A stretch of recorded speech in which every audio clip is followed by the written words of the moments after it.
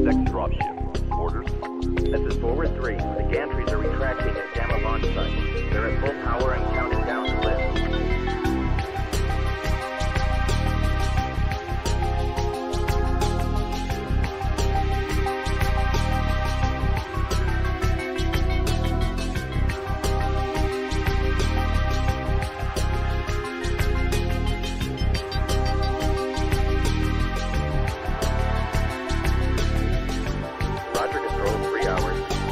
Salvage operation. This is forward 1.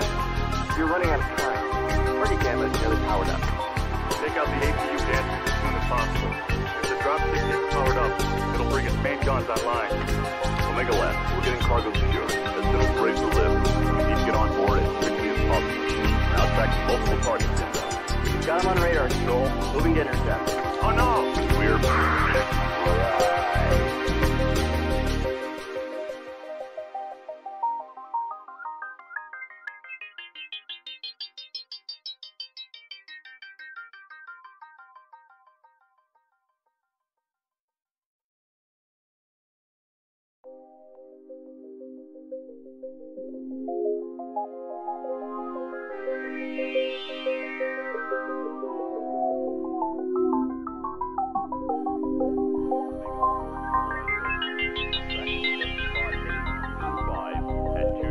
meters altitude. Telemetry indicates a good eject.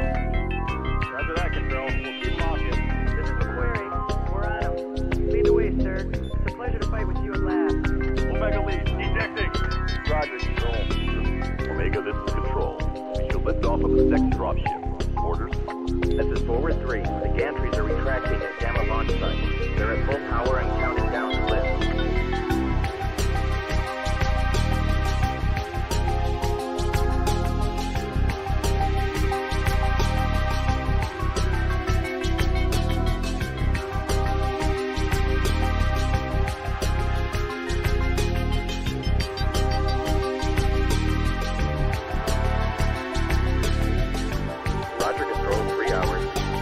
Salvage operation.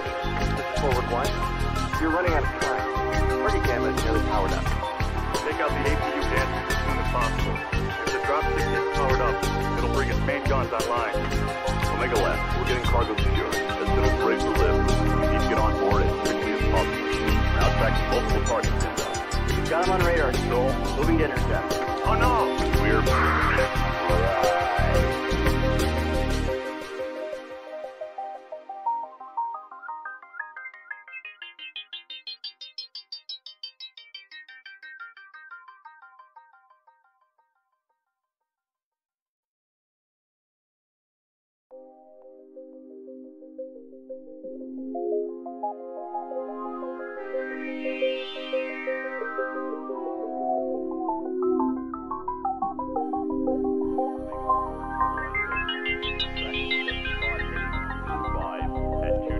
meters altitude. Telemetry indicates a good eject. Roger that, Control. We'll keep walking. This is the query. We're on him. Lead the way, sir. It's a pleasure to fight with you at last. Omega lead, ejecting. Roger, Control. Omega, this is Control. We should lift off of the second dropship. Orders? This is forward 3. The gantries are retracting at Gamma launch site. They're at full power and counting down to lift.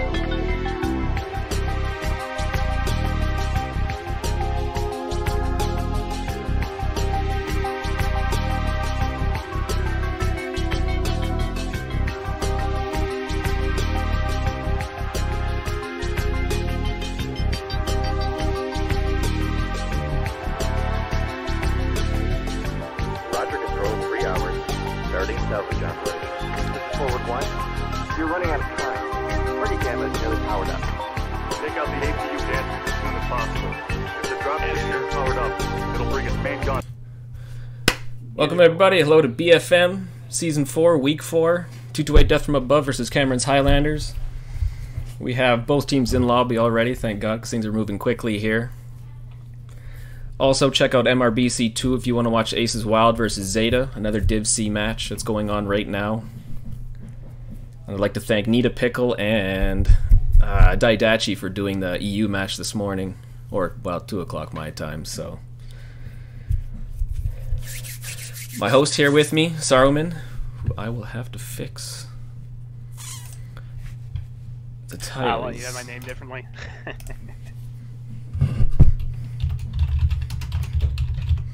How dare you? I'll have to stick my Uruks on you. Haha. Good enough. Or do you want the full title? Saruman's fine. Alright, so we got Tourmaline Desert or Desert in match 1, depending where you're from. 275 ton, 300 ton, Seabull only variants, max 3 of any chassis across any 5 drops. And 3-point conquest. And it looks like both teams are locked, so we're just going to jump right into this. So far, 228 Death from Above has said that they're locked. They're ready to go right now. Cameron's Highlanders is about to be locked, so they're just jumping into this. Either they want to go to bed early or they just want to wipe the floor with each other. Either or. I'm just glad to have everybody on point tonight. I mean, they do have 15 minutes technically to figure things out, so I know 228 likes to take that full amount of time. RJ here's watching in the chat, so he'll know. Or if Iron Kilo is, they like that shit too. Okay, Orbit Rain and 228 Death from Above are both locked. We're good to go. Oh, I'm the launch guy. Alright, 3, 2, 1. Let's go.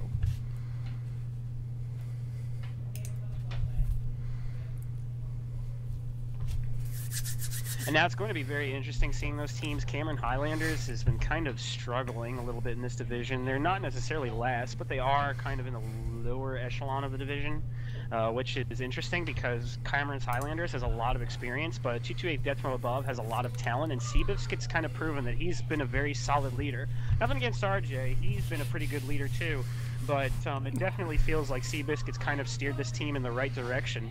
So it's going to be interesting to see how this match comes down. It's kind of like experience meeting new blood, but at the same time, 228 Deathwatch doesn't necessarily have completely new blood, since Nuclear Weapon's actually a seasoned pro. He played on Lords, he played on CSJ, he was one of the best range traders and brawlers on those teams, even though he never actually committed. So right now, Cameron's Highlanders definitely has a match on their hands. It's going to be a big challenge, and now I'm going to turn it over to you, Belmont. Well, I know RJ, he's pretty busy doing a lot of the streaming stuff, so maybe it was time to let Death from Above go to somebody who could dedicate more time to it. Not saying RJ did a bad job, but he's had fun with the team for a long time. But actually, tell me what you got on Cameron Highlander's side. Right now on Cameron Highlander's side, what we're seeing is White Tiger and a linebacker D, Sir Epic Cooner and the ever-elusive Assassin, X-Kulan and the Mislinks G, which is probably loaded to the brim with machine guns. Another linebacker piloted by Derek Koo, and Orbit Rain and Candyman have 2 Assassins, but right now it looks like they're already starting a huge fight on Theta. What do you see, Belmont? Oh, yeah, Candyman just got obliterated by SRMs right off the bat. I mean, 228 brought the Huntsman P in triples with a 2-kit Fox and a Mad Dog, so this is already not taking a good turn for Cameron's Highlanders. And the best thing about this kind of setup is they both understand that the heat efficiency is going to be an issue here, so that's why one side's kind of eschewed lasers more than the other. Derek Koo's going to be at a disadvantage in that linebacker because, well, not at a disadvantage, that one's actually got missiles, sorry. But Derek Koo's going to still be at a disadvantage because the linebacker's a big target. Like, it's definitely got a big CT, but the engagement's still going on. Right now, it looks like Cameron's Highlanders is just losing this percentage battle because 228 is just making smarter trades. Oh, I was incorrect. They brought streaks on the Mad Dog. I wonder if the other Huntsmen have streaks as well. Yep. They are streak boating, and they are using them to good use here.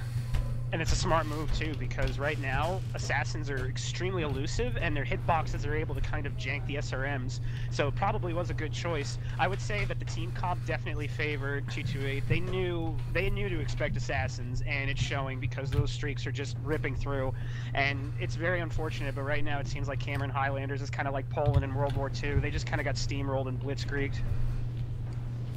Yeah, if you want to use linebackers, you almost want to use 3 of them in the SRM conversion, but that's it. 5-0 for Cameron Highlanders. Sorry for 228. We didn't even really have a chance to say anything, like right from the get-go. Right from the start of the match onward, it was just constant action. It was awesome. Yeah, because only Pickle Rick went down, and I think it was Lawrence Elsa who was getting to about 60% in the damage. And now, if you see the damage, Seabiscuit, Stranger, Bombing Jupiter, they were in Huntsman's. I'm guessing that those were a mix of streaks or SRMs. Nuclear Weapon was also bringing streaks in the Mad Dog, so the damage might be a little bit inflated, but it was easy to see that the streaks were extremely effective against the Assassins. Yeah, no doubt about it. And we can bring up the map strat now if you want. Oh, it's not telling me who won. That's why. Right. Alright, let me go to the map strat here. If it lets me. I mean, there's not much to talk about, unfortunately. Yeah, she was pretty quick enough where... Now, one thing that I will say is that I kind of like the way T28 played it. They kind of used their jump jets the best way they could and just pop sniped Cameron's Highlanders from different directions. Cameron's Highlanders were kind of like all huddled up over here while T28 spread around the Theta area in a concave. Yeah, because they got those pretty quick jump jet locks on, is it Candyman? I believe. And right off the bat, he turned to run to try and get out of undercover again, but it was already too late for him. And it wasn't even that. It was just like the pokes seemed more intelligent on one side or the other. Like it seemed like the not necessarily the experience on comp, but the experience with their mech choices came through because Seabiscuit and Stranger Come Knocking were making very, very intelligent pokes, while kind of just Cameron Highlanders were sitting there taking them. And they didn't really try to shuffle for cover. They didn't really try a push. They just seemed like they were sprawled throughout and just seemed like they were dancing around trying to find the best place to kind of push in. But the push never came to pass, and in the end it was just a massive trade war that they were losing because of a disadvantage in the mech lab. Yeah. You know, like, you put an assassin up against that kind of mech, it's not going to work. Like, a Huntsman, especially with the Mad Dog with streaks, like the Assassin, it has armor quirks, it has SRM quirks, but it just doesn't have enough firepower to compare with the Huntsman. The Huntsman's able to put upwards to 40 to 60 streaks on its mech. Assassin, somewhere around 20 to 30, I believe, so... Yeah, because I didn't even have time to look at see if they had tag or UAVs up. Like, it was... I mean, everything was pretty tight enough where they didn't have to. So I've watched a few matches where a lot of guys couldn't make streaks work. Oh, sorry for interrupting you. I just got excited there. I wanted to bring that up too. That's where T28 also made a very intelligent move. They were the ones that put up UAVs during that fight. And that could be why they got the quick locks. They dropped UAVs. Cameron's Highlanders really wasn't able to shoot them. And it gave them a huge advantage. Yeah, that was a tough one. But I mean, right off the bat, if you're going to go into brawl and you got streaks, you got to make that quick stuff happen. So. It is like a brawl comes down to a lot of quick decision making, but it also comes down to knowing when to engage and knowing how to engage. The problems with Cameron's Highlanders was that they didn't take advantage of the high DPS that they had, and they just poked, and they tried to win in a poke war, and that's extremely disadvantage extra against streaks that were brought by the Huntsmen, because that's exactly what they want, because the streaks are less heat efficient than the SRMs. Yeah. Although we got one team... Sorry, go ahead. Oh, no, I was just going to end. So basically, you know, Cameron's Highlanders unfortunately played right into the hands of T28. Yeah, no, it's true. Well, before the next match starts, do you want to do a quick giveaway? I got lots to do tonight. How about this? Let's save the giveaway after this match. Okay, we'll start it after that. No, that's fine. We got a lot of giveaways to go through, people. Don't worry, free stuff's coming.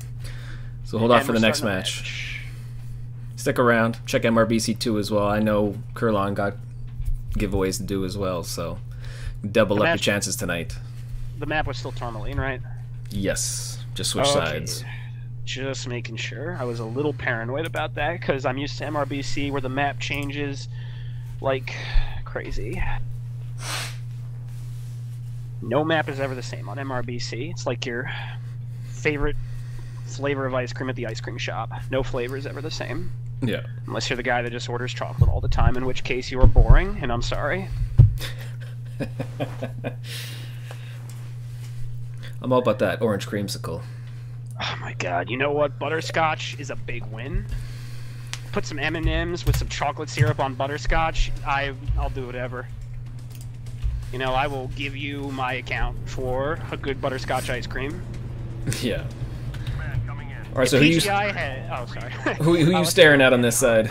Get in your way. Well, right now, Cameron's Highlanders is once again bringing the Nova, the Vindicator, and the Stormcrow, along with a Wolfhound and another Stormcrow. So it looks like they might be going a little extra lasers here. Meanwhile, it looks like on the other side, 228 is bringing some DACA with the Dragon 5N. Arctic Wolf packs some SRMs, 2 Dragon 5Ns, so they're going to have a lot of DACA fire. Urban Mech with lasers and machine guns. And it looks like that the fight's once again already starting over Theta. Right now, 228 is taking advantage of the Dragon's extra range to kind of DACA down the mechs that are poking on Cameron's Highlanders side. They're only making a push with Theta with 1 light, but what do you see, Belmont? Yeah, I see that Dragon Trip Lance just hanging out there trying to get the crossfire going because they got their lights on Theta. An Orbit Rain popping in quick, dropping that UAV. Candyman's already at 89%. Yeah, they are not going to have a fun time crossing here. Right now, it looks like Candyman's eating a lot of damage on the cross, and it looks like he's going to try and get around to flank Theta and do some extra damage, meanwhile chasing this Piranha off. So they're trying to attack from multiple angles, and they kind of succeed since the Arctic Wolf and the Piranha are trying to flee, and they're not in the best position. Cameron's Highlanders is doing some good damage on the Arctic Wolf, but what are you seeing from the heavies? Well, I was staring at Theta, but I mean, those Dragons got to start moving in quick to support their lights. Although, yeah, we can see Cameron Highlanders backing off now. I mean, they don't want to take Theta. Although the damage spread is pretty good across the board, other than Baron being the lowest on 228. I mean, things are pretty even so far. So it'll be interesting to see where they move from here. I thought they were going to try and keep that crossfire going, but... Yeah, I would agree that the damage is seen even from a distance. That's true, but the Dragons are still fresh, and they don't look like they've really been touched, and that's going to be what's going to be the deciding factor in this match, since those Dragons aren't actually that hot. The heat efficiency on the AC2, the UAC2s, is not necessarily that bad, especially when you get to chain firing position. You're still putting out a lot of DPS, so the important elements of 228's team are still intact. Meanwhile, you have the Nova at 81%. That's probably a lot of damage in important places like the arms and shoulders. You have the Stormcrow that ate some damage. The Wolfhound's not in good shape, but it looks like the engagement's starting up again. What are you seeing? Yeah, I'm looking at... we have their 1 light trying to take Kappa while they start to swing around Crystal Castle here. Because it looks like they want to come in for those lights again. Yeah, because they like keeping those Dragons back, which isn't a bad idea. Because everybody else, the Arctic Wolf and the Piranha, can always move quick, so... Yeah, and right now, SRMs are going out. Oh, that Wolfhound took a huge hit. Right now, down to, like, wow, that was brutal. It looked like, I believe he was down to 88%. Wow, that might not even register. That's weird. Ooh. Oh, but the Fisher's coming in, and it looks like, oh, wow. Yeah, they hit Baron quick there with some lasers and took him out. Oh, man, and it looks like Cameron's Highlanders is full committing on this push. Well, not full committing on this push. It looks like they're starting to back down a little bit, or at least they're trying to wait for the rest of their team to move up. Meanwhile, the Dragons are still putting a lot of pain. 228 lost a guy, but you have the Nova and the Wolfhound down less than 70%. The only one that's over 90% on Cameron's Highlanders is Deriku. And even if you look, like, if you look at the Wolfhound status, like, it's not looking good. A lot of that damage is in the shoulders. He's going to lose one of his arms, which isn't that big of a deal, but still, that right torso is somewhat open. He's running an XL, and so it's going to be dangerous for him. Yeah, it's not a bad idea to... I see what they're doing now. I mean, I don't mind not committing on a push like that. Like, you want to sometimes be easy when you're pushing up on stuff, so... But Orbit Rain here not pushing out way too hard in front of the team. He cannot change out and switch out. No, he couldn't, and he got punished for it heavily. And right now, it looks like 228's trying to conclave around this push. The Stormcrow, Dereku's getting eaten alive by the Piranha, and while he managed to get some damage out, it's showing that he's just not doing well. The Dragon's going in, trying to get some DPS out on the Nova. It's about to lose its right side. Yeah, well, everyone's trying to focus on that Piranha, which is typical for the way these things go. Those Dragons can come in and put some damage down. And while it looks like... And look at those UAVs. 4 UAVs up from 228. Yep, they're prepared for this push, and while it does look like right now that Cameron's Highlanders is dominating on the cap, it deserves to be known that 228 is still very much ahead on tickets, and it would take Cameron's Highlanders at least a minute or so in order to line up with these tickets. That's a minute of trading that they're going to have to not do, a minute of pushes that they're going to have to not do, and a minute of tucking down that they're going to have to do in order to preserve their mech, since they're just eating a lot of damage. Right now the Nova's at 34%, lost an arm. Yeah, he took a lot of fire trying to get back down there. I don't know if he forgot that he had jump jets or just wasn't thinking, because at this point the Piranha could almost go down there and finish all three of them if they weren't paying attention. And right now it looks like that... Oh, I do not like this flanking maneuver. It's too wide. Although Pickle does have a red and yellow leg, so he is not in a good position to be chasing them down either.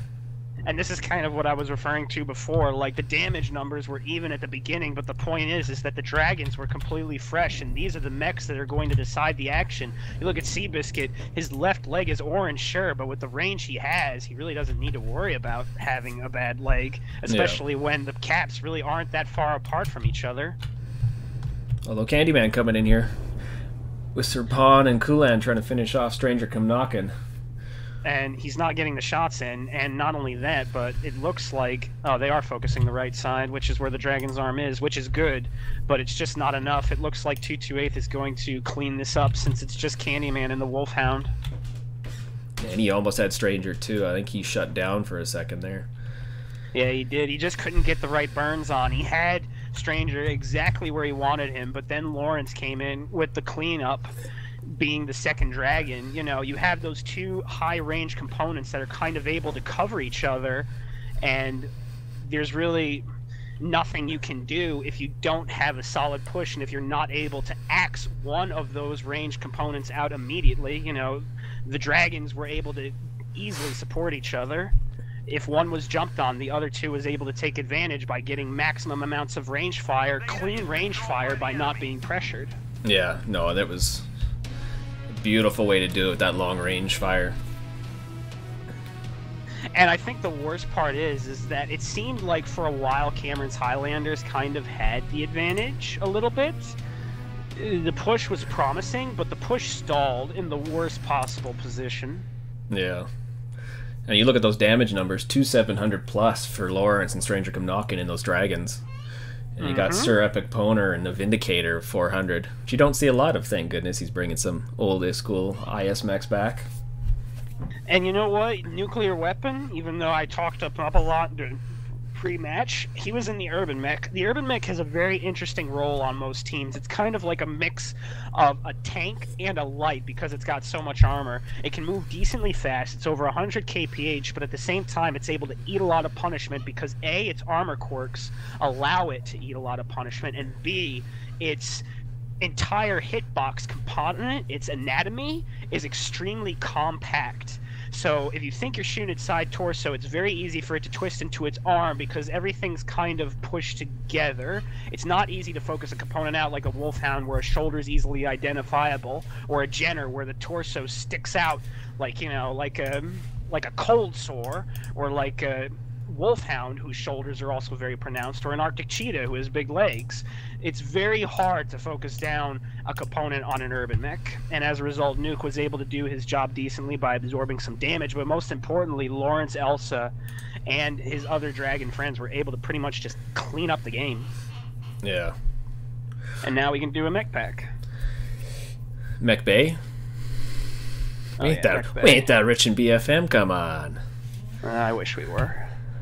I would have, you know what, like, I'm enjoying the direction PGI is going in. These patches are amazing, but it'd be great if they could grace us with mech packs, you know. At least like an Urban Mech pack. Come on, there's nothing wrong with an Urban Mech. Alright, let's load up the MRBC. Are you on? As a... There you are. Saruman. Get rid of you, get rid of me. Oh, really? You had to get rid of me? No. Yeah, we gotta get rid of the shoutcasters. And but I'm an admin and a shoutcaster. I get free things. No, you gotta go on. This is paid. You gotta go on MRBC 2 for that. But let's do this giveaway for Mech Bay.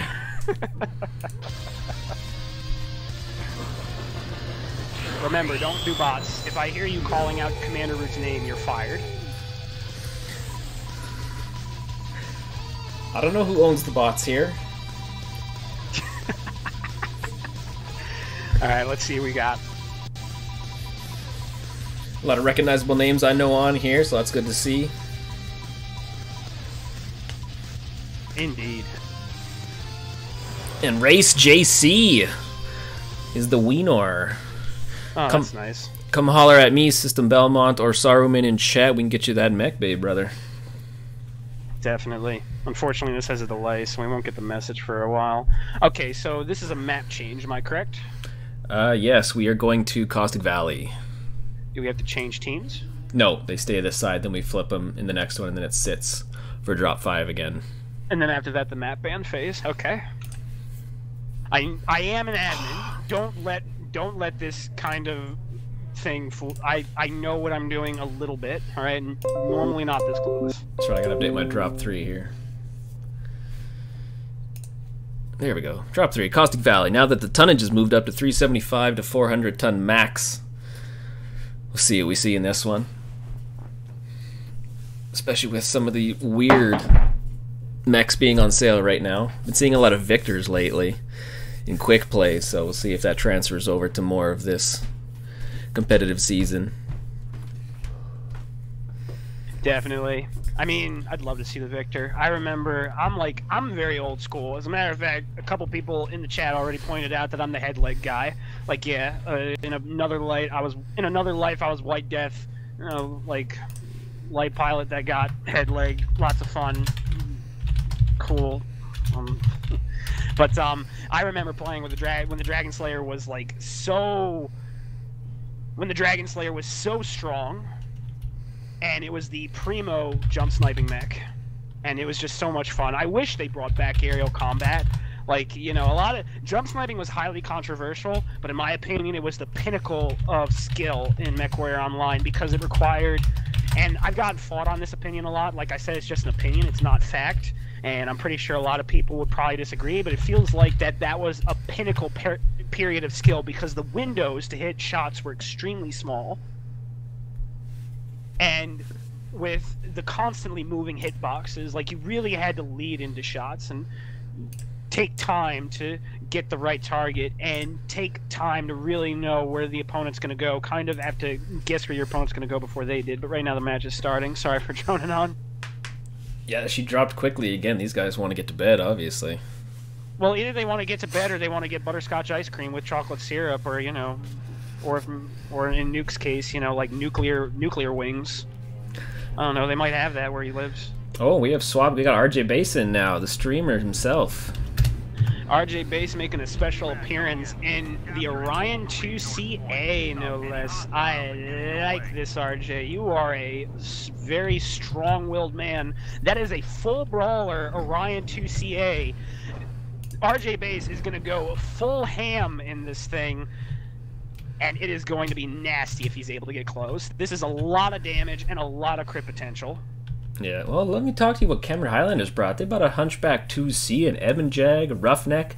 They got Deriku and a Mauler 1P, and I don't know about that selection. Unless they're trying to keep the tonnage even across with another linebacker and Roughneck again, but I don't know.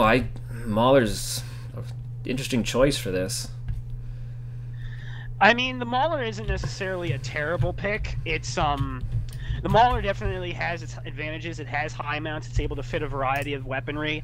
The Roughneck is a decent choice. What I'm not liking are the linebacker picks, mainly because these just don't seem to be the maps and leagues to play the linebackers. But and also, I'm not liking the Eben Jag pick at all because it's a very hot mech for a hot map. But let's see how it plays off. What are you seeing? Oh, I'm seeing Lawrence get lit up on that bad choice running into center. Although 228 had a good position to shoot those guys when they started walking in. Ooh, beautiful strike that I believe hit Kulan in that Roughneck.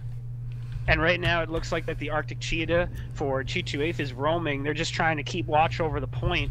And overall, 228 looks like that they're going to collide with Cameron's Highlander soon a little bit. It seems definitely more like a trade situation than a poking situation. Cameron's Highlander is trying to bring the pain on the mechs that are overlooking Theta to potentially make a move. But right now, 228 is trading pretty intelligently outside of Lauren Elsa's little blunder. The Roughneck is almost dead. The Eben Jag's at 68%. Percentages are definitely not on the side of Cameron's Highlanders, and nuclear weapons already taken out Coulomb, the Roughneck. Yeah. Well, he had a massive strike on him that just ripped him apart. So after that, it was even the Blitzkrieg Radek and the Eben Jag. He got hit with 1-2. I mean, 228's using full use of these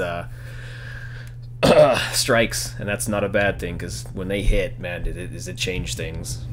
Amen. 228 is famous for using strikes, and it's unfortunate that Blitzkrieg got blitzkrieged by the strikes, and right now it looks like the Cameron's Highlanders is still losing the percentage battles, and they still don't have a point over Theta. And it's interesting to note that their lights aren't really making much of an attempt to cap other points to try and force 228 out of this position or to move to any different position. I talked before about how Cameron's Highlanders showed some experience, but it seems like they're a little gun-shy about abandoning this fight to try and gain some cap points. And while it looks like that they're kind of doing even on trades, this isn't something that Cameron Highlanders wants because they've been always down in the percentages anyway. And right now it looks like that 228's going in for the kill. Yeah, no, definitely they are moving in hard on the finish here. I mean, Yep, 'cause I know Orbit Rain, since he's a founder, I've seen him for a long time. He's got a lot of experience, but with the way things have changed with 228 Death from Above since the stock tournament, I mean, things have completely went flip mode for them. And you know what? I've talked a big game about Nuke, but Lawrence Elsa's playing pretty good, Stranger Come Knocking's playing pretty good, and whether or not it's Seabiscuit's coming up with the strats or not, these are very intelligent, albeit somewhat conservative strategies from 228 Death from Above. But the biggest thing is that they're not doing anything that would cost them the game.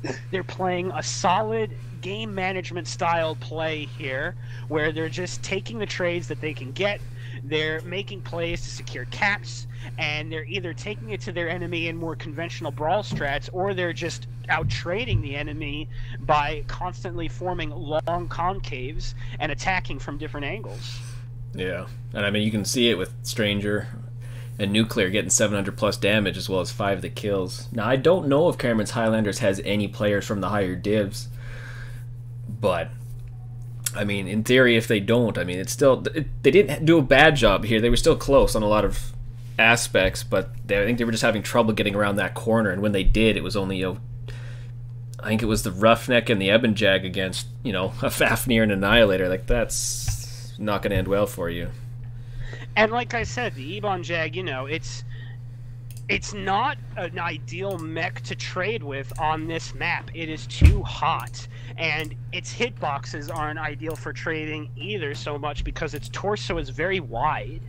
There's a lot that doesn't suit the Ebon Jag in this kind of map. I definitely question that choice because it just didn't seem like a good one. And, I think we can give a second mech pack now, can't we? Mech Bay? Yes, we can do another Mech Bay.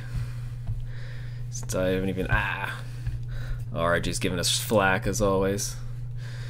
Because although RJ hasn't been streaming this season either, so... No, he's being helpful. I appreciate it. He's a seasoned guy, so, I'm not going to argue with him. Oh, why do he knows what he's doing. It is true. He's been around here for a while doing this, so why will you not load, you hunk of... There we go.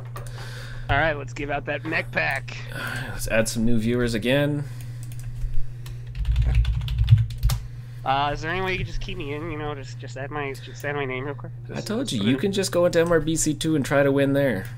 I wanna. Can I get paid, please? I wanna win. I wanna win here. So I'd like to get paid too, but let's rock and roll. See who gets some Mech Bay. Fine. Fine.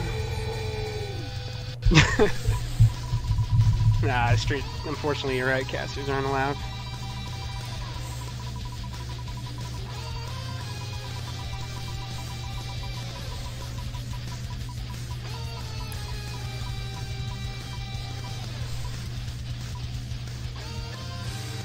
And Paul Volker, you have won a Mech Bay. I think you've won something from me before. That name looks familiar.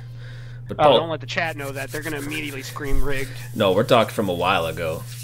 Well, still rigged, man. They'll still say it's rigged. I speak for the people. I already had someone win two things on my first 2 casts. I can't remember who it was now. But Paul Volker, if you're there, find me in chat system Belmont or Saruman. You can holler at him. And the let's come back. Because we are 3-0, 18-4 for 228 Death from Above against Cameron's Highlanders. Yep, this and you know what though? Like, some of the matches, like, even though Cameron's Highlanders didn't necessarily come out with a win later, they still put up a very good fight, and I believe, System Belmont, that you're hot miking. Oh, that would be my toilet above me, being flushed. Okay. Well, thankfully, that toilet does not represent this match, because right now Cameron's Highlanders, despite everything, has actually been putting up a pretty solid fight. I just feel like if they could change their mech builds and their strategies around more, they would win. You know, the damage numbers have been a little lower for Cameron's Highlanders, but that's because they've been finishing kills more, especially in that second Tourmaline match you watch. Like, they did a good job just killing a mech quickly and taking it out of the fight. And that could come down to the experience that they have, but it's just that they haven't been able to finish the matches.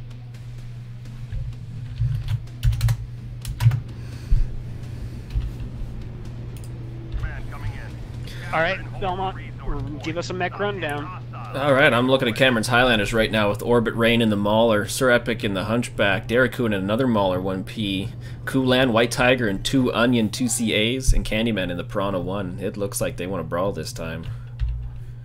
Yeah, and it looks like 228 might be asking for the same thing. You still got RJ in that Orion 2CA. You know that they're going to bring some support for that. Fafnir, kind of a more rangy mech. The Hunchback 2C can go either way. Let's see the build on that, actually, because if it is what I think, yep, it is! 2 UAC 20s. Oh, man, Seabiscuit bringing firepower to this match. The only way that this could be better is that those were LB 20s, but I'll forgive you, Seabiscuit. That's a great build, and I expect great things from you, sir. Lawrence also bringing the Arctic Wolf nuclear weapon, bringing a trademark Annihilator, probably one of the best trading mechs in the game. What are you seeing from the guys going on the field, Belmont? I mean, we got both Maulers from the Cameron's Highlander side with the 4 LBX-10s. So, I mean, they want to move in there with Kulan actually running the same build RJ had. And then White Tiger with a little bit different with 2 medium pulse. He's going to be hot in that thing. And the heat is not necessarily showing right now because he's just getting striked all the way back to Kingdom Come. Or Timbuktu, wherever. And right now it looks like the trades are not going well for Sir Epic Poner. He's losing a lot of these trades. Yeah, I think that's Seabiscuit tearing him a new one in his Hunchback 2C. Yeah, they came in for the push hard, but Sir Epic shouldn't have been the one pushing it with the damage he had already taken right off the bat. Candyman taking a terrible round in the Piranha. I'm sorry, sir. Press F for your pay respects. Stranger Come Knocking got focused down in the Fafnir. Good choice. Big mech, easy to kill. But percentages still aren't favoring Cameron's Highlanders. This was not an ideal push. The percentages are completely against Cameron's Highlanders. Sir Epic Poner already dead before I could even say his percentage. Right now, Derricoon in the Mauler, 41%. Kulan at 48% in his Brawling Marauder. And right now, it looks like that they're just bringing the pain. I mean, it was Seabiscuit letting it ride. Yeah, it was definitely smart for 228 to drop those strikes quick off the bat because that puts those percentages. It starts hurting everything right before they get in quick, right? And it doesn't help that Lawrence Elsa's Streak Mech was pretty much able to shut down the Piranha, and this is just a cleanup. The Piranha definitely should not have been leading that push. I feel very bad for him because, you know, being a light mech, getting streaked is the worst. It is the worst. I'm gonna say that a third time. It is the worst. But in the end, the Piranha led the push. The mechs that shouldn't have led the push led the push. You had the Hunchback 2C that was kind of in the front trying to rotate out in Orbit Rain, and it just it was not really well coordinated, and they were losing trades, and it was kind of predictable. It was in the center of the Caldera, and that's also a red flag because, you know, in the center of the Caldera, heat efficiency is a huge issue. Like, when you're pushing in that center area, your mech's going to be at its hottest in this map. Yeah, it shows. They were on the wrong side of it, that's for sure. Because like I said, with the 228 on the outside and the rocks there, they had lots of cover. There was lots of places they could move and hit from, and that's what they did. Normally, it's more conventional to push on the outside going in and use the lights on the inside as distraction because their heat efficiency is a bit more forgivable. But as we're saying that, you know, like the lights kind of just ran in and it was streaked. and its life ended. I think I actually saw the pilot's soul come out of the mech's body, in all honesty. That's how brutal that streak kill was. Yeah. Well, I mean, Orbit, it didn't do too bad of damage with Orbit Rain doing 524 there. But then, yeah, you look at the 228 side with that 652 and 641 from RJ and Nuclear. I accidentally left. How much damage did Seabiscuit do? Please tell me you did a lot. 368, 2 kills. No! Oh, man, I love that mech. I was hoping it was going to be the MVP. Oh, well, next time. I mean, 228's been really smart about these drops. Like, the amount of UAVs and strikes they have, like, they are obviously running 4 on each mech. You know, they are loaded to the T. And that's something a lot of people forget, is, you know, that it makes the difference when you have those consumables. And I already told you in chat, everybody screamed rigged on your Paul Voker thing. I told you. That's because you told them. Well, they were screaming rigged before I said anything. I think. That's typical to the MRBC. Yeah, pretty much a custom at this point.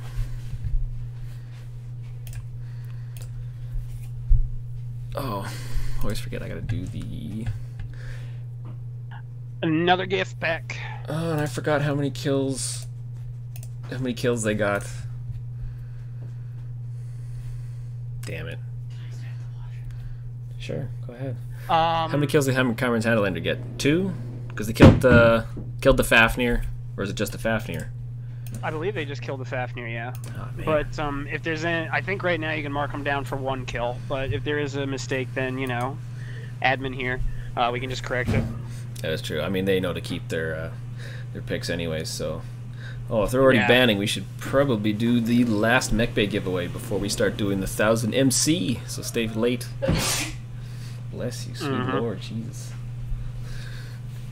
Let me get over there quick. Huzzah. Oh, I hate it never shows up quick for me. It's the worst thing.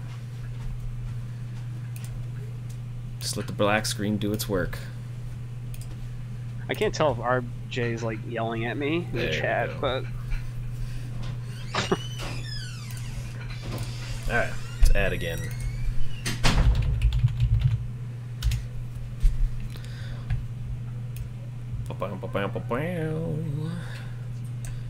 Get rid of me, get rid of you, because we don't get free stuff, and let's rock and roll. Yeah, we don't get free stuff. That would be unprofessional if we did. That'd be almost like a bribe if you think about it. Yeah. You know, looking back at the replay, it seems like a lot of Sir Epic Poner's damage might have even come from a strike, because he really, really, really did eat a lot of... He ate a lot of lasers and AC fire on that opening push. And Poor Decisions TV is the winner. Oh, really? Come holla at me, System Belmont, or Saruman in chat. We can get you something nice. Give you a new garage. Basically what it is. Will you have a Lamborghini there? Up in the Hollywood Hills? I will not. Old meme. Okay. Yeah, 24-5, 4 and over, 228 deaths from above. So we are playing on mining. Yep, and looking back at the replay, Stranger Come Knocking in the Fafnir was the only death. Oh, it's good to see someone's actually in chat that's talking. Ah, people asking me for stuff.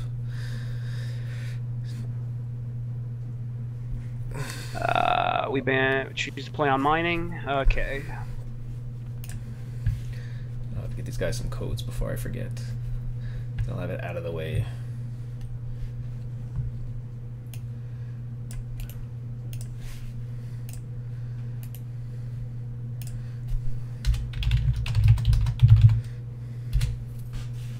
And I didn't see if there's anybody else new that they brought in, but do we still have... Yeah, we still got RJ in here. We still got basically... Yeah, we got the same... Oh, we got Torwin Dog. Don't think he was here before. Doesn't look like it, because he says hello.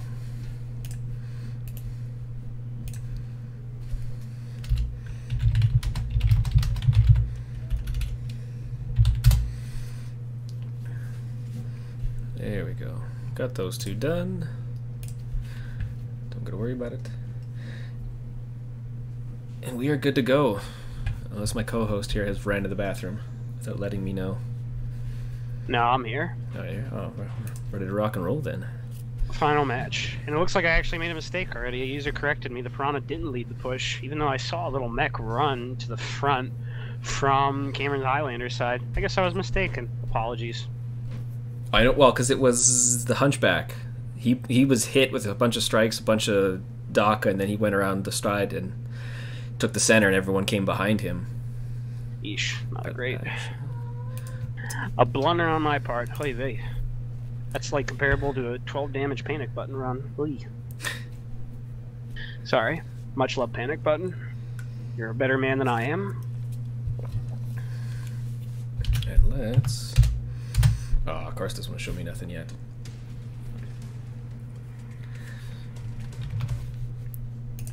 Although, what do we have? Final match. For Zip. Don't forget that you Time for Cameron's Highlanders to take a point off. What'd you say? they can only touch Sigma, Theta, and Gamma. Hostiles are getting your way. And we on the Cameron Highlander side, we have the Bushwhacker, Mad Cat 2B, two other Bushwhacker X1s, and they've tripled up on the Mad Cat 2Bs, so this should be interesting. And once again, Seabiscuit is bringing the Hunchback 2C with two UAC 20s. I love it. He is not giving up on that mech. My man. A nuclear weapon bringing the trademark Annihilator 2A for 228th. RJ Bass bringing the Mad Cat 2B. Actually a staple in comp filled with Ultra UAC 10s and 5s. Very, very strong mech on par with the Annihilator. Pickle Rick, staple light pilot for 228th. Death from above, bringing the Piranha 1. And Stranger Come Knockin', trying again in that Fafnir 5. And right now it looks like that, or Cameron's Highlanders with Orbit Rain at the reins of the team, leading the push. Yeah, and I liked some of the builds they got here. I mean, they've obviously run DACA on the heavier mechs, but they're Bushwhackers. The two that are by themselves are running AC-20 and Snubnose PPCs. So it should be interesting. Although we have 228 taking top deck already, so... And Orbit Rain is punished for leading that push because he eats a lot of damage very early by the other mechs. The Mad Cat Mark II is at 88%. Sir Epic Poner take a very bad hit. He's at 85%, now 77%. And the trades, even though are still somewhat even, Sinistral's percentages are going down, Stranger Come Knocking's going down. So this is just a massive trade battle over Theta, and it's coming down to DACA and lasers. What are you seeing? Well, I'm watching RJ and Pickle. They swung up from behind and put some backfire on the... Not Dereku, but Orberain, Torwin Dog, but White Tiger seen it coming, so he snuck behind them as well. Now RJ's getting punished. Oh man, Seabiscuit's showing the power of the UAC 20s right now by demolishing opposition, and it looks like right now 228 Death from Above's cleaning up. Interesting note though, the percentages were really not that bad. They were extremely close, but in this situation it just looks like 228 Death from Above is once again finishing the fight, something Cameron's Highlanders has struggled to do this entire round. Yeah, well, this is almost reminiscent to what happened to us against, I think, White Knight Legion, where I made the push up with my Stormcrow on the top deck, and they had linebackers swing all the way around as they rushed the center, and they came and hit me hard from behind. That was all she wrote. Match is over, and you know what? Kudos to Cameron's Highlanders. If RJ and his team didn't sweep around, that match could have gone either way, because those original percentages, like, sure, at the beginning, Orbit Range was kind of losing, but his team was bringing it back, and he was bringing it back too, a little bit. When we look at those damages, like, it was pretty close across the board, except for Torwin Dog, who went down pretty quick with only 21 damage. But 542 coming from Sir Ekpaponer. I mean, Nuclear with 611, 1 kill. Pickle Rick trying to take the 3 kills in that Piranha. I hope he earned those. Better have. I mean, that's what the Piranha does. It's a kill stealer through and through. Yeah. I mean, that's how you get your Death Star. That's the way she goes. Mm-hmm. I mean, so let's do a quick giveaway for 1000 MC before the interview, and then we can do one after. The big giveaway? Who cares about mech bays when you could buy 3 mech bays with 1 gift? Clear the board. Of course, ditch you and me, because that's the way she goes, boys. wish this thing was fixed. Yes, Meowser, what do you want? Let's rock and roll, see who wants this Monet.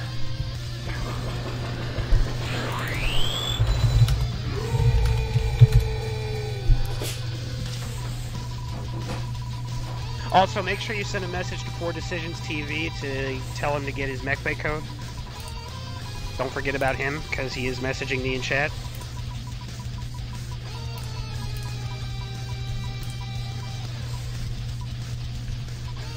Yeah, he has not messaged me. He's messaging me. And we got... Right now. How the hell am I going to say that? Zarnielts. Zarnielts. Whatever. I don't know, man. I don't speak that. Zarnielts. You have won 1,000 MC, brother. So come holler at me, System Belmont in chat, or Saruman. And get some cash money for this game. Buy yourself some nice things, like some decklets. Okay. And now, before we continue on, we'll take care of all the mech bays and MC prizes later, but for now, let's just get to the interviews. And we're going to be bringing in Orbit Rain from Cameron's Highlanders and Seabiscuit from 228th. User was moved to your channel. Oh, cool. User was moved to your channel. Seabiscuit, Orbit Rain, good job, guys. Well fought from both of you. Entertaining game. Thank you very much. Yeah, it was a great match by both sides. Now, first question I'd like to ask is Orbit Rain. Now, Rain, even though the result was 5-0, it seemed like you guys constantly kept it close. Percentages were always low, and it felt like that every time you had 228th by the throat. What would you say is the biggest? What would you say was the biggest issue in not being able to really finish those percentages? Since you were doing very well damage-wise, and there were some situations where you were able to get the quick kill, but it seemed like you guys struggled at finishing overall. What would you say is the biggest cause for that? I'd say not being in control of the map space, really. That'd be the first thing. Like, the whole thing, it felt like they had better control of the map. Like, all of them. And then I'd say later in the matches, though, it probably would be the mayhem of and not getting on the same target, really. Well, I mean, were the strikes a problem for you guys? Because it looked like they were. We were talking about that. Like, you guys did a great job with the strikes. And we were like, you know what? We need to work on our strike game. And now, sorry, Belmont. I just want to ask Seabiscuit this, since this is something I wanted to know. Now, Seabiscuit, now before I ask this next question, I want to make sure, are you the one that does the team strategies?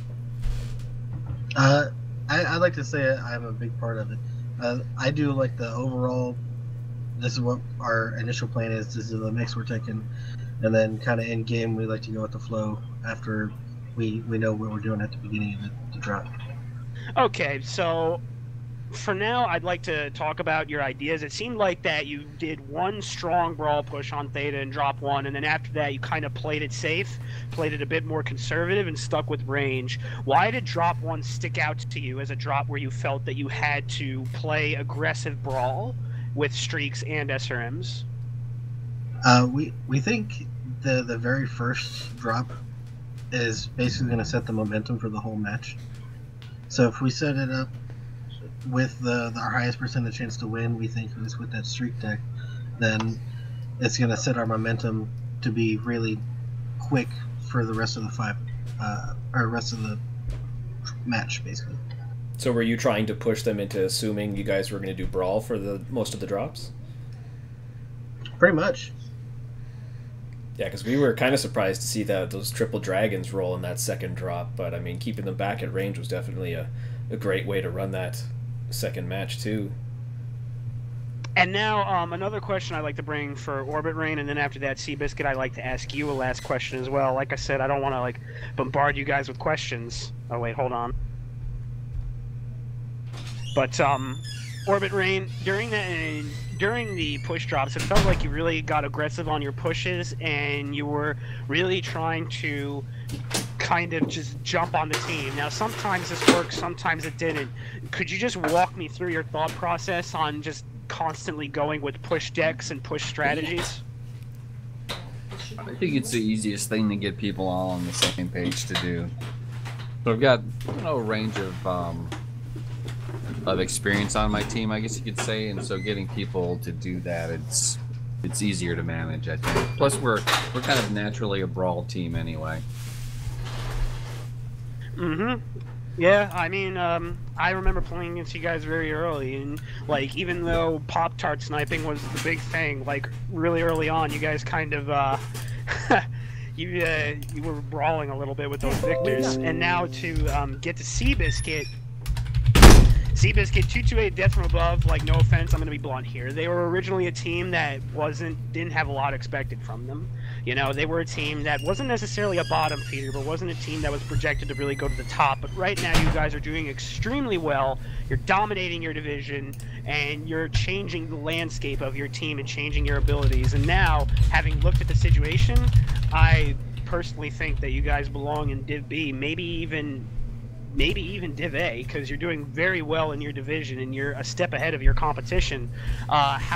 Where do you see all this improvement coming from? Where is the biggest change that's causing this meteoric rise in your development? I think the biggest thing that we've seen is we actually want to play the game. A lot of the other 228 teams, I guess they're burnt out on MWO, but Death from Above, RJ had some issues, and I stepped up and took the reins of Death from Above, and I basically doubled our practices and got some help from people that I knew here.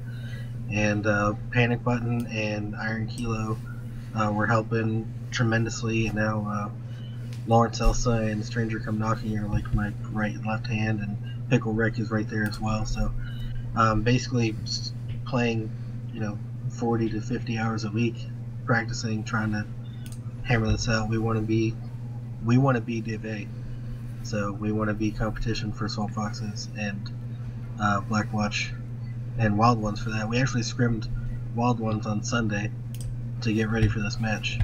That's where we got the dragons from. Well, I don't mean to give a dig at Swamp Foxes, but you're still in the league and they aren't, so I personally think that you got a bit of a step up on there. Sorry, had to do it. But anyway, you guys are doing a wonderful job right now. Tell Nuke that White Death loves him, says hi. Excellent match, Seabiscuit, well-deserved win. I hope you guys do very well on the rest of your matches, Orbit Rain. Great match. You guys were very close against what seems to be a highly competitive team. I would hope that both of you guys keep striving to improve, because those were extremely strong matches, and despite the 5-0 result, they definitely seemed a lot closer than they really were. Good job, both of you. Thanks, Armand. Thanks. Yeah, great games over. Yeah, thanks guys for coming. There was some good matches to watch and run through. Yeah, excellent matches. Lots of fun. All right, you guys have a good one then. Yeah, have a good night, guys. Talk to you later. Yep. Good luck. Wish you the best. You want to move them out, User Sarman? disconnected from your channel. User disconnected from your channel. And we can do the They can last. disconnect. Wow, they can too, yeah. Usually be like, yeah, thanks for coming. They Boop, have see you later. hands. They can click the X button. All right, well, let's do the last giveaway before we shut All her right. down. But anyway, Poor Decisions. His name in game is Poor Decisions without the TV. Man, making me do all this work. Because I knew he was there. And He was talking, so. Much to say. The Mining Collective map, I think we've already said what we needed to say about it. Like the trades were very even. The match was very even. Orbit Rain took a lot of early damage on the original entry onto the ramp. And when the brawl ensued, however, RJ kind of moved with the rest of his team to the back and was able to get key kills and do what, Cameron Highlanders couldn't and finish it. Yeah, that was definitely tough for them. We almost have a winner.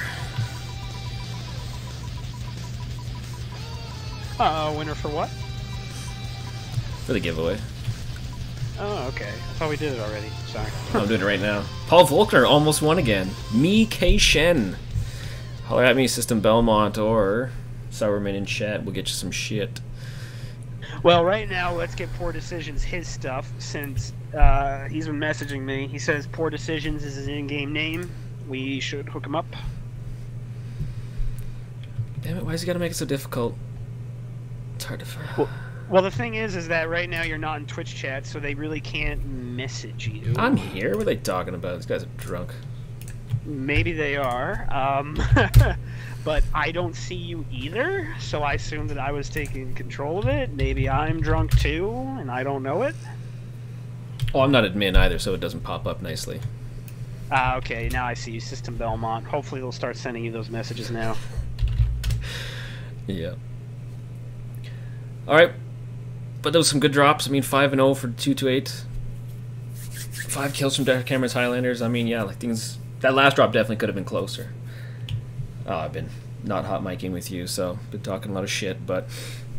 thank you, Saruman, for co-casting with me. I'd like to thank the teams for letting us shoutcast. And don't forget, if you if the MRBC 2 stream hasn't ended, it should still be there.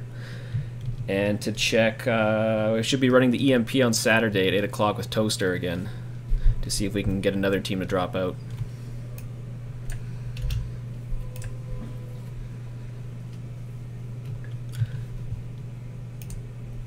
I appreciate it. You know, I really enjoyed this, and if you ever want to bring me in for more System Belmont, assuming I haven't been controversial in this stream, which I might have, since I don't necessarily, you know, hold back on my commentary for players or events, you know, I would love to do more. That sounds good, but I think we only got a week left too, so it's going to be pretty tight. But you holler at me. We'll see. I got to see what teams. Never these teams ain't freaking posting nothing anymore, so it's rough on me. Well, the end of the season is coming close, so yeah. So everybody who's paying attention, stick around, keep watching the other matches that come up for the end of the season, and stay frosty. And by the way, chat's making fun of your wife being in the background. I know she is a hassle. She does not like this. No, she doesn't. But you know what? We appreciate you doing it, and I appreciate you doing it. I'd be trying. But alright, I'm going to let you go and let everybody go. Good night, everybody. Thanks for the stream. You guys are wonderful. Always appreciate the viewers. Could have used more memes, in all honesty, but whatever. Have a good night, Space Cowboys.